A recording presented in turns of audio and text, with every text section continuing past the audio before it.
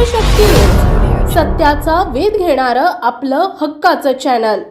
शिवीगाळ प्रकरण आलं महिलेच्या अंगलट। शासकीय कामात अडथळा केल्याप्रकरणी त्या महिलेच्या विरोधात परांडा पोलिसात गुन्हा दाखल। नमस्कार प्रेक्षकांनो, आपण पाहतात लोकशक्ती न्यूज चॅनल। प्रेक्षकांनो, आपला न्याय हक्काचा प्रश्न मांडताना आगस्ताळापणा दाखवणे हे किती महागात पडते याची प्रचिती बुधवारी पंचायत समिती कार्यालयात पाहावयास मिळाली। याबाबत दिलेल्या माहितीनुसार पंचायत समिती कार्यालयात वरिष्ठ सहाय्यक असलेल्या सुवर्ण वाघमारे या बुधवारी दुपारी 12 वाजण्याच्या सुमारास कार्यालयात कामकाज करत होत्या। यावेळी शेळगाव येथील अश्विनी बाबुराव मगर या कार्यालयात येऊन धडकल्या। त्यांनी वाघमारे यांच्याकडे शेळगाव ग्रामसेवकाच्या रजेबाबत चौकशी केली।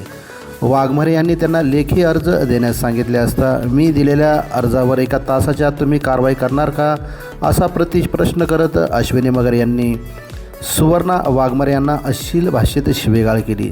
तसेच तुम्ही ग्रामसेवकाच्या बाजूने बोलता असा आरोप करत त्यांच्या शासकीय कामात जाणीवपूर्वक अडथळा आणला। याचवेळी कार्यालयातून बाहेर पडत असलेल्या गटविकास अधिकाऱ्यांना अश्विनी मगर यांनी रोखून धरत माझ्या पत्रावर सही केल्याशिवाय तुम्हाला जाऊ देणार नाही असे म्हणत अधिकाऱ्यांची अडवणूक केली। गटविकास अधिकारी कसेबसे अश्विनी मगर यांच्या तावडीतून सुटून त्यांनी थेट पोलीस स्टेशन गाठले। त्यांच्या पाठोपाठ कार्यालयातील सर्वच महिला कर्मचारी देखील पोलीस ठाण्यात दाखल झाल्या।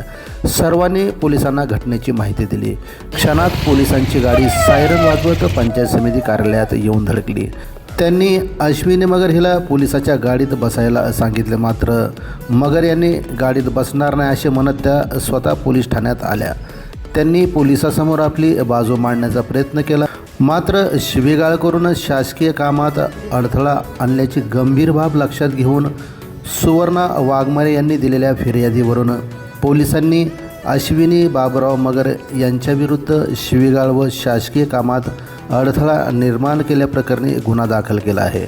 या घटनेनंतर कार्यालयात काही काळ तणावाचे वातावरण निर्माण झाले होते। यापूर्वीही अश्विनी मगर कार्यालयात येऊन नेहमीच अधिकारी कर्मचाऱ्यांना धमकवायच्या असं पंचायत समिती कर्मचाऱ्यांकडून बोललं जात होतं। प्रेक्षकांनो, बातम्या आवडल्यास लाईक व शेअर करा। पुढील बातम्या पाहण्यासाठी आमच्या चॅनलला सबस्क्राईब करा। धन्यवाद।